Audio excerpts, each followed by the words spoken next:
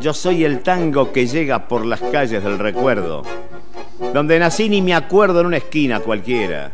Una luna rabalera y un bandoneón son testigos. Yo soy el tango argentino donde guste y cuando quiera. Un momento de aprendizaje, de conocer los misterios de la naturaleza, de curiosidades, de reflexión, matizado con recuerdos, anécdotas y música ciudadana. En Libre Expresión tenemos el agrado de presentar al maestro Esteban Guerra. Hoy es el día del papelero, maestro, y vamos a hablar porque el papel sale de la madera, y usted de maderas entiende mucho. Y algo más, soy neófito. Pero vamos a aclarar algo. La semana anterior habíamos hablado del teatro y del radioteatro, sí, dentro de las posibilidades del tiempo, ¿no? Sí. Entonces, Carlos Aviliano, si nos estás escuchando, para vos y tu señora, siempre nos gratos escucha. Saludos. Entonces me decía después, cuando salía, cuando me retiraba, dice, ¿y quién era el negro Faustino? Y yo dije, no me acordé, el negro Faustino, que trabajaba en Radio Mitre y que han venido a Lima, lo mismo que Jorge Cano, Gloria Gerandi con la compañía de Aldo Lucy. Sí. El negro Faustino era Audón López, un nombre muy raro, Audón López. Audón se llamaba. Audón. ¿Qué nombre? Inclusive María Maya Churrinche, bueno, varios vinieron, muchísima gente vino de radioteatro, e inclusive, creo haberlo dicho en alguna oportunidad, en un colectivo de esas que se llamaban catangos, cucarachos colectivos, sí, viejos, sí, andaba muy joven Minguito Tinguitela, o sea, Juan Carlos Altavista, sí, en una novela que se había hecho hace muchísimos años en Radio Mitre, y vino con la compañía, no recuerdo la acá Lima. Sí, lo veía, él mismo con un megáfono parado en el estribo de ese colectivo viejo, era anunciaba. El que anunciaba. Y nosotros lo veíamos a Juan Carlos Altavista, que después fue que filmó Los Pérez García, cuando se lleva de Radio El Mundo, se lleva al celuloide, o sea, a la película de Los Pérez García, don Martín Zabalúa, doña Sara Prosperi, pero los hijos ya no eran los actores de la radio, sino Raúl era ¿cómo se llama? Juan Carlos Altavista. Y Mabel, Beatriz Taibo. Cambiaron las personas. Bueno, vamos al papel. Vamos a hablar y saludamos a todos los trabajadores del papel, a todos los papeleros, desde acá nuestro saludo, por supuesto, a la gente de Campanita, que es mucha la gente de Lima que trabaja ahí, haciendo papel. Un saludo cordial para todos. Bueno, pero a veces hacemos lo mismo, con el papel hacemos lo mismo que con el agua, maestro, ¿no? Solemos desperdiciar, ¿no? Solemos utilizar a veces, bueno, ahora tanto papel no se utiliza. Se utiliza más la computadora para mandar todo lo que antes se mandaba en papel, claro. Es más todo online y demás, pero solemos hacer lo mismo que con el agua, ¿no? Desperdiciamos a veces papel, ¿no? No tenemos conciencia de dónde sale el papel, maestro. O sea, como se decía antes, no se tiene conciencia de qué cuero salen las lonjas, claro, en criollo, ¿no? Claro. Bueno, vamos a esto. Nosotros tenemos zonas forestales que eran en realidad campos agropecuarios, o sea, agrícola-ganaderos, que están especialmente ubicadas las zonas forestales, las principales, y ya voy a nombrar otras también, en Misiones, Corrientes y Entre Ríos. Misiones, selva, con las características de la heterogeneidad de los árboles y la disetaneidad, o sea, por hectárea, por 10.000 metros cuadrados en cada hectárea, o sea, 100%, en esos 10.000 metros cuadrados hay infinita cantidad de especies nativas que las mandó Tata Dios, las sembró. Claro. Y se proyecta la selva subtropical misionera o del noreste hacia Brasil, bueno, la selva ya tropical del Amazonas. Y después sigue hacia Centroamérica, pasando por también la selva del Orinoco en la zona de Venezuela, etcétera, etcétera. Pero vamos a esto. Entonces, se ha desmontado mucho se han desmontado árboles valiosos de la selva, de acuerdo a una ley forestal. Cedro, lapacho, incienso y peteribí eran las 4 principales especies de ley, que eran las que se les dio la paliza y que hoy día todavía se está sacando y no se repuso. Sí. Entonces, se trae en los lugares donde se había desmontado, antes de la soja, ¿no? En esa zona, se traen pinos, Eliot y Taeda, y después se trajeron los pinos de Centroamérica, los caribea, especialmente el variedad hondurensis. Se trajo también el cubensis y el bahamensis. Pero esos pinos eran de la zona de la península de la Florida, de la zona este sobre el Océano Atlántico, y todos estados y condados de los Estados Unidos, de los 50 estados que hay en Estados Unidos. Bueno, entonces se hicieron estudios ecológicos, ¿no es cierto? Porque clima, suelo, temperatura, bueno, todo lo que implica la ecología del lugar, que tenía que ser medio parecida a los lugares de orígenes. Se trajeron en la década del 50, se efectuaron primero las siembras, después las plantaciones, e inclusive se sembró mucho pino, se sembraron los almácigos y después se trasplantan. La compañía Argenia, me parece, en Campana había muchas plantaciones de pino, eliote y taida, que después se reemplazó por eucaliptus también, y finalmente por sauces y álamos en algunas fracciones del delta, porque en la zona del delta son los sauces los que más toleran la humedad, son más bien especies higrófilas e hidrófilas, toleran más la humedad. En cambio, se tienen que hacer albardones para la plantación de los álamos. Se trajeron álamos europeos y se trajeron muchos álamos deltoides, seleccionados desde los Estados Unidos, de la zona del Mississippi, de la zona del Missouri, de los ríos de Estados Unidos. Y también se trajeron sauces. Un prueba de ello el sauce negro, el Salis nigra. Entonces, también el INTA de Castelar tuvo una gran actuación en cuanto a la obtención de híbridos, en principio. Vos me vas marcando el horario. Sí, maestro. Sí, se termina lo dejamos para el otro lunes, bueno, no se preocupe. Lo damos, de señores, continuará, decimos. Que no quede como la sinfonía inconclusa de Franz Schubert. Bueno, entonces, ¿qué pasa?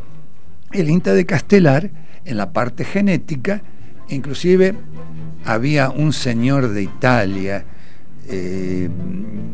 no me acuerdo cómo se llamaba, pero sí el ingeniero Ragonese, don Arturo Enrique Ragonese, que era director de INTA. En las 1000 hectáreas que tiene aún el INTA de Castelar, se hicieron en fracciones, se trajeron estacas y se trajo semilla que es raro encontrar de almácigo, sí. Pero hay en el delta muchas personas isleñas que nos estén escuchando, por ahí encontraron almácigos de sauces, almácigos de álamos, que realmente se propagan más por estacas, se forman así los clones, las variedades, los híbridos, producto de los cruzamientos, pero eso tiene que ser en laboratorio, en gabinete. Claro. Bueno, entonces, por un lado, los pinos que abarcaron toda la zona de Entre Ríos, Corrientes y Misiones, a la vera, cercano, porque eran campos, vuelvo a repetir, agropecuarios o agrícola-ganaderos. Sí. Las zonas de tierras arenosas y arcillosas de la zona del río Uruguay, y lo mismo de la zona arcillosa del río Paraná. O sea, ruta 14 por un lado, ruta 12 por el otro. ¿Me van siguiendo? Sí, totalmente. Y digo más, todo oyente que quiere intervenir y que me corrija si me equivoco, bienvenido será. Porque uno no soy el dueño de la verdad, no soy mago. Bueno, pero hay que saber para corregirlo a usted. Bueno, hay que saber agradezco a la universidad pública, a la Facultad de Agronomía, a todas las facultades de la Universidad de Buenos Aires, porque se enseñaba, se aprendía, se exigía. No es todo slide. Claro. Todo lo que viene de arriba, el facilismo, no lo sabemos aprovechar. No le damos importancia a lo que es fácil. Y tiramos a la marchanta, como juega el mato, lo tirás a la marchanta, los morlacos del otario, como juega el gato maula con el mísero ratón. O sea, como juega el vil felino con el mísero roedor, en términos de campo y en términos académicos. ¿Algo más? Bueno, entonces se hicieron las plantaciones, inclusive eucaliptus, que ahora hoy día es Saligna, Grandis, Duni, con D de dedo, Duni, sí. E híbridos. Se te ha propagado mucho el cruzamiento del eucaliptus grandis con el camaldulense, o sea, el rostrata, etcétera, etcétera. Porque siempre cuando hablamos de plantas híbridas, la planta tiene que tener, y lo mismo pasa con los animales, en la parte agropecuaria, y los veterinarios de acá de la zona lo deben saber mucho mejor que yo, todo lo que es híbrido tiene que tomar de las líneas puras, tomar los mejores, digamos, en el rendimiento. En nutrientes, digamos. Claro. Primero, el rápido crecimiento, la adaptación ecológica, claro, suelo, clima, sí, temperatura, las condiciones ecológicas, y además del rápido crecimiento, hablando de árboles, la calidad maderable. Entonces los pinos tienen fibras largas, pero cuidado, no es para medir metro a metro, sino fibra larga se dice en micrones, y eso hay que ir al microscopio óptico o también al microscopio, al MEB, al microscopio de barrido, que aumenta las partículas muy diminutas, las aumenta 100.000 veces. Y si digo del MET, MET, ¿no?, en abreviatura, sí, el microscopio electrónico, las aumenta 1.000.000 de veces. Así que un puntito lo vemos gigante como, qué sé yo, como Gulliver. Claro, claro. Gulliver, no sé, ¿te acuerdas del gigante Gulliver de los cuentitos de hadas, aquellos que nos contaban? Sí. Bueno, entonces, de estos pinos hay que dejar que la planta tenga un determinado crecimiento, una determinada edad. 14, 15, 16 años, porque no todas las zonas son muy favorables. Eso es lo que demora un árbol en crecer y claro, realmente... Si son sauces o álamos, es mucho más rápido por las condiciones ecológicas del delta del Paraná. Claro. Bendecido el delta, ¿no es cierto? En los albardones, álamos, por lo general, y en los bajos, en las palanganas, sauces.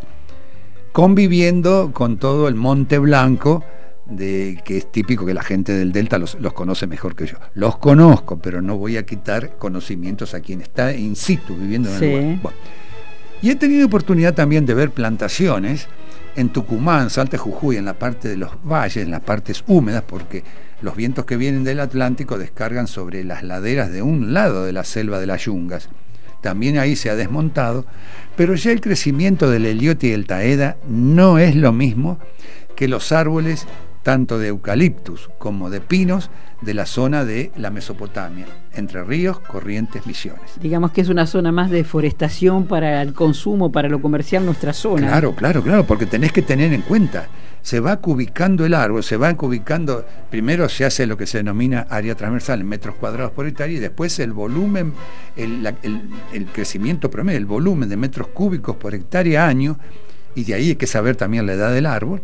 Pero como están los registros en las plantaciones, evidentemente ya no es de lo mismo que una planta nativa que la sembró Tata Dios, claro, que aparece se hace mucho más tedioso, más problemático.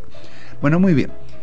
Entonces se llevan a las playas de las plantas industriales, ya sea por un lado eucaliptos, que los eucaliptos tienen la particularidad de tener en la madera componentes químicos, inclusive alcoholes, componentes fenólicos. Eso, un químico que me esté escuchando ya sabrá muy bien que son componentes de estructuras cíclicas, sí, ¿no?, de que salen del benceno, etcétera, etcétera, y después se unen a los grupos alcohólicos. En agronomía se enseñó tanto química que creo que la parte agropecuaria, pero todo se enseñaba como corresponde. Entonces, muy bien, si vamos a hacer papel, ¿cómo sería el procedimiento? Claro, ahí voy. Para pulpa, para papel, hay que tener cuidado, porque antes se hacía, inclusive en el norte, de caña de azúcar, sí, se hacía también de la fibra del algodón, ¿no es cierto? Pero del lino, sí, de acá que se usa la semilla para aceite, ¿no es cierto? Para las pinturas, entre otras cosas, pero de la paja del lino también. Todo se utilizaba. Es como decir, todo bicho que camina es porque no está parado, dijo el paisano. Va a parar al asador, claro. Entonces se utilizaba todo, y está bien, era lo que se usaba el principio de la energía, nada se pierde y todo se transforma, y así debe ser. Entonces, los pinos tienen fibra larga, o sea, en micrones, la estructura anatómica de los pinos son traqueidas, son los elementos que alimentan la planta en sentido vertical, en sentido axial del eje del árbol, y también tienen traqueidas radiales y radios en sentido lateral, que la planta va creciendo en diámetro y va creciendo en altura. Uh-huh. Cuando crece en altura se llama crecimiento epidométrico. Entonces, hay técnicas, la dasometría se subdivide en dendrometría y epidometría, y es así como, aunando esos conceptos y llevando al laboratorio, tomando los datos en el campo, decimos, sí, estas plantas están óptimas para ser derribado, apeado el árbol, ¿no es cierto? Volteado, el volteo, el derribe o el apeo, que es el término técnico que teníamos que... Entonces queda la cepa, queda el tocón, que se compone de la cepa del tocón y del raigón. pero los pinos no retoñan, lamentablemente. Ah, no retoñan, mueren ahí. Claro, por ahí que se puede volver a plantar entre el distanciamiento de plantación que se hace. Distancia entre hileras y entre árboles de la misma hilera. Eso lleva, inclusive, a tener cada árbol un espacio físico determinado por la insolación y por los nutrientes que las raíces van tomando, por el agua, por todo. Y a su vez,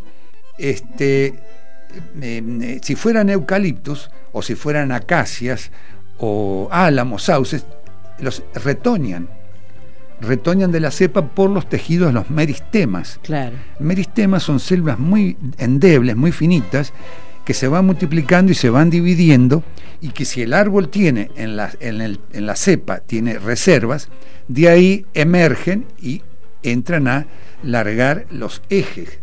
Vos fíjate, cuando uno pasa por una plantación de eucaliptus y ve en la misma cepa 3 troncos, 3 árboles, a veces hay más que seleccionar, pero eso es la segunda, no la primera, cuando se plantaron los verdaderos arbolitos pequeños, con cepellón o pan de tierra. Bueno, entonces se lleva a las playas de la industria, y si son eucaliptos u otras especies que hay que darle el blanqueo, soda al sulfato, ácido de sodio, al sulfito, etcétera, etcétera.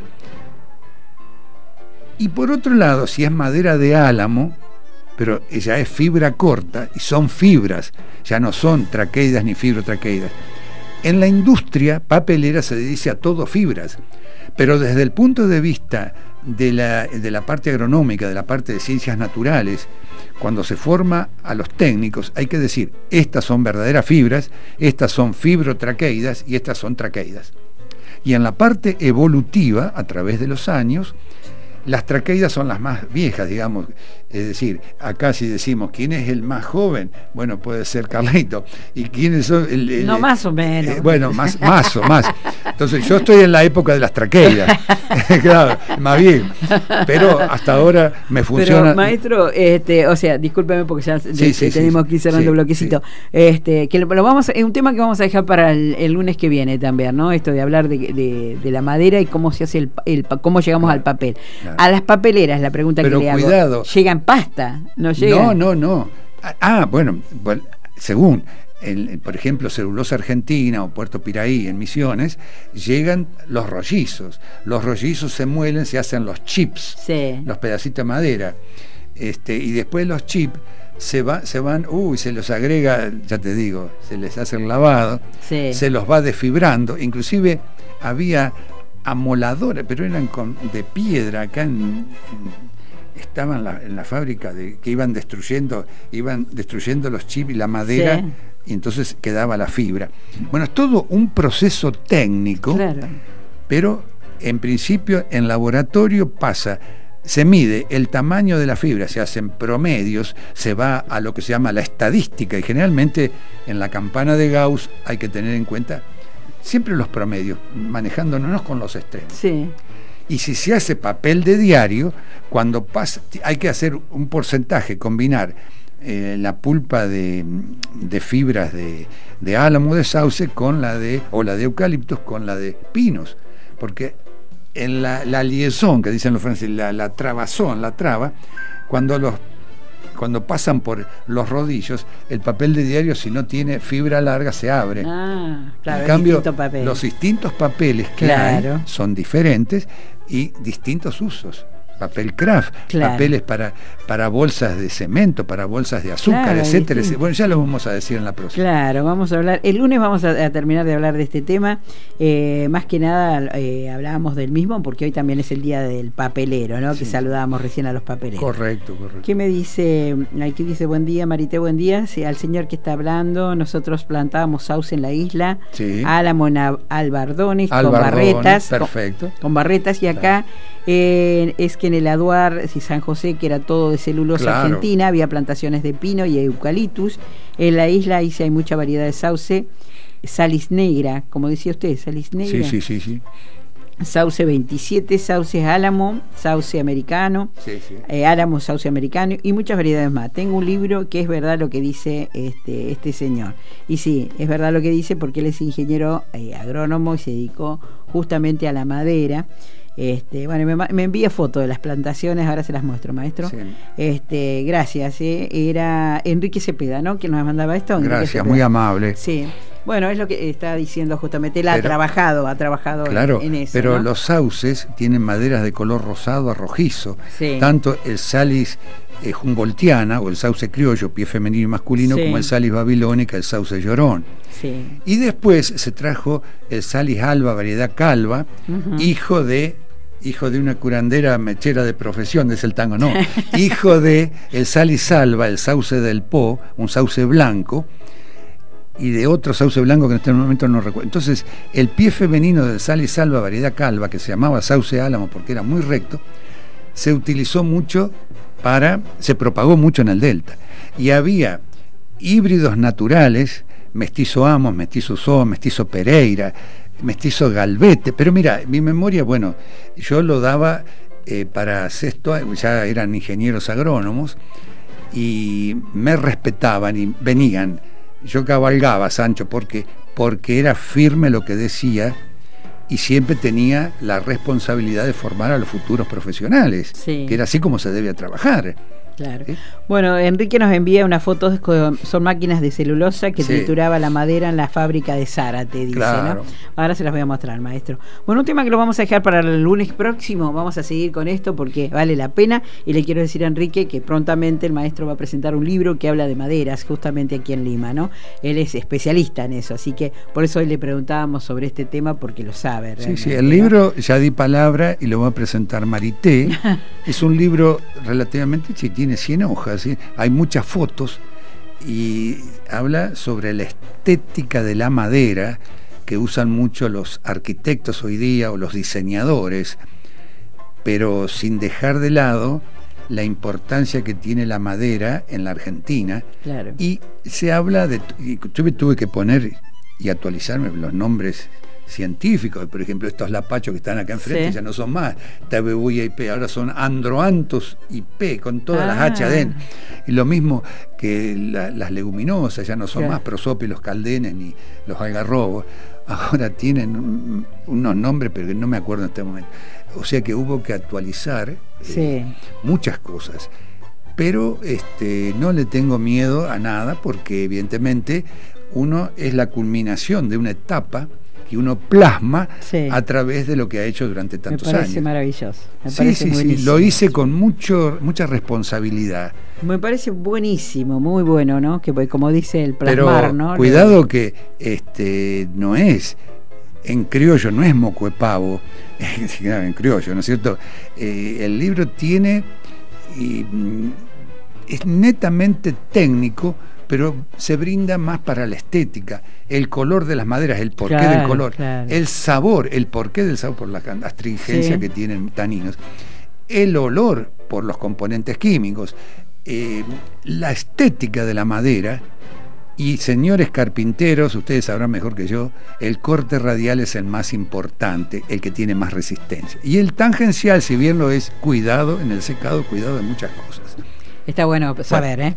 Esto queda también para los carpinteros, así que van a ser seguramente invitados también para presenciar esta presentación. ¿Cómo no?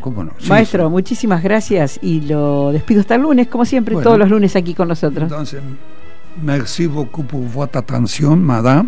Gracias, señora, por vuestra atención. Y lundi prochain, al lundi prochain, al lunes próximo. Al lunes continuaremos. Vamos a continuar con brevemente, distintos tipos de papeles y distintos componentes de fibras para esos tipos de papeles. Y el papel de diario, por supuesto. Gracias, maestro. Muy gracias amable. A ustedes, gracias. Aprendemos con usted, ¿eh?